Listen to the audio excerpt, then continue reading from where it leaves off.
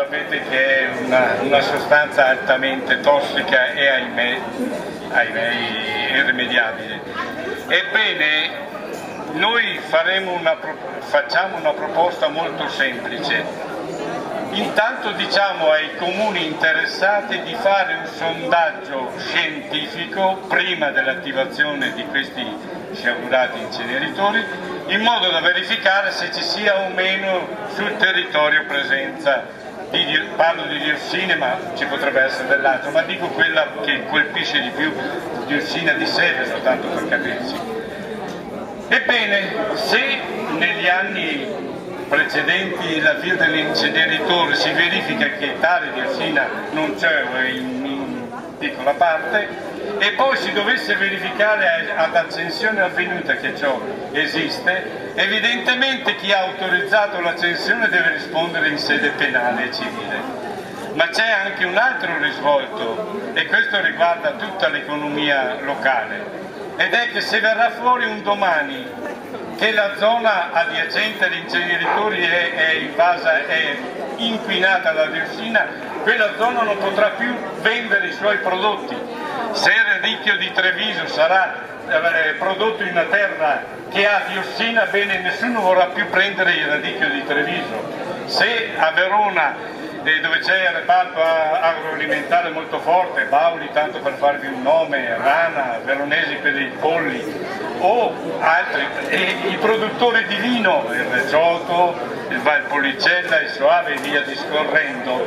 Ebbene, se si viene a sapere nel mondo che per esempio a Verona esiste la diossina, addio Pandoro di Verona, addio polli, addio quant'altro, addio vini di Verona, perché Verona sarà associata alla diossina. E come voi non prendete più la mozzarella di Campana, perché sapete che là c'è la strage, la rovina del territorio, così sarà finito anche per qualsiasi contadino, produttore o grandi produttori agroalimentari, sarà per loro impossibile poi vendere nel mondo, perché si associerà Verona a diossina, Treviso a diossina, radicchio di Treviso diossina, Pandoro diossina, vino Valpolicella Amarone diossina, e quindi nessuno più lo vorrà.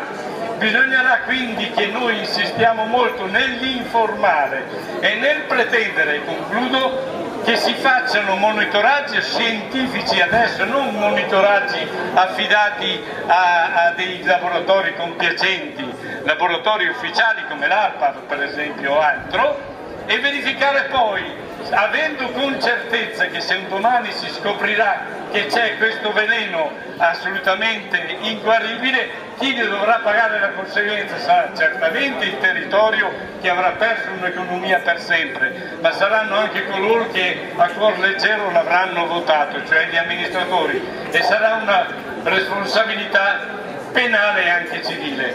Vi aggiungo un'ultima cosa, visto che ho il microfono. Guardate che noi a Verona siamo già ricorsi a Bruxelles, abbiamo già aperto un fascicolo che precede anche questo degli inceneritori a Caliburno, siamo già in contatto con la Commissione Europea dal 2006, e per quanto riguarda l'inceneritore abbiamo fatto un esposto denuncia il 4 marzo, già stata ufficializzata, e la Commissione Europea, che ripeto è in contatto con noi già dal 2006, ha già preso provvedimenti molto seri, come per esempio questo di togliere la proroga al Veneto, e nel caso nostro specifico a Verona, la proroga che lo Stato italiano aveva chiesto per mettersi in regola quanto a inquinamento.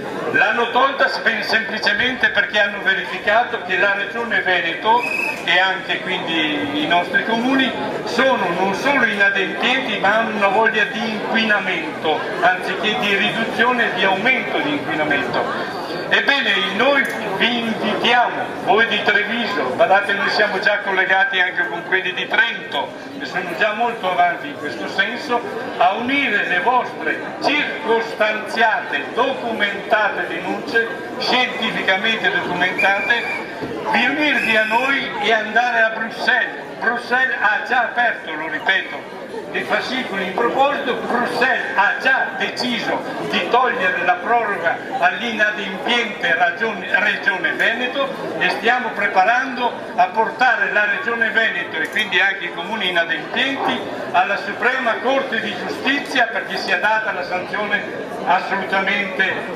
grave. Sanzione di giustizia che vorrà dire questo, una mega multa che pagheremo tutti, prego. Ecco, mi dice 20.000 euro al giorno di multa.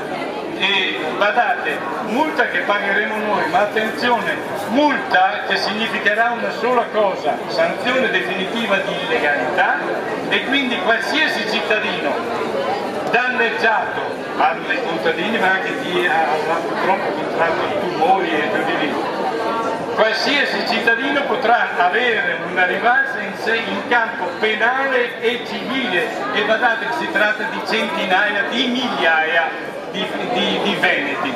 Ecco perché vi diciamo non scoraggiamoci, uniamo le forze e badate, questa è solo una tappa. Ha promosso un concorso nelle scuole pubbliche con soldi regionali per disegnare un vestito per cada il bue.